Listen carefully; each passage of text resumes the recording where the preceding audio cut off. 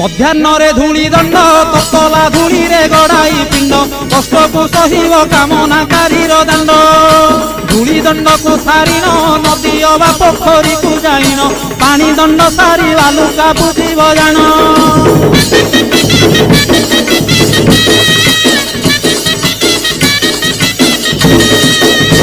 ଦାନ୍ତ କାଠି ନ ଘଷିବ ଆମ୍ବ ପତ୍ରେ ଦନ୍ତ ଶୁଦ୍ଧି କରିବ ଜଳଦଣ୍ଡ ପରେ ଅଗ୍ନିଦଣ୍ଡକୁ କରିବ।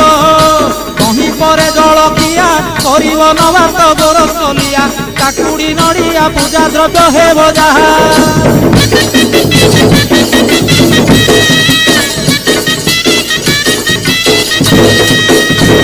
ଘରେ ଭୁକ୍ତାଙ୍କ ଘରଣୀ ସେ ରୂପେ ନିୟମ ମାନିବେ ପୁଣି ନିୟମ ଭାଙ୍ଗିଲେ ଦୋଷରେ ହେବେ କାରେଣୀ। ଭୁକ୍ତା ବିଭା ନହିଥିଲେ ମାତା କି ଭାଉଜ ପାଳିବେ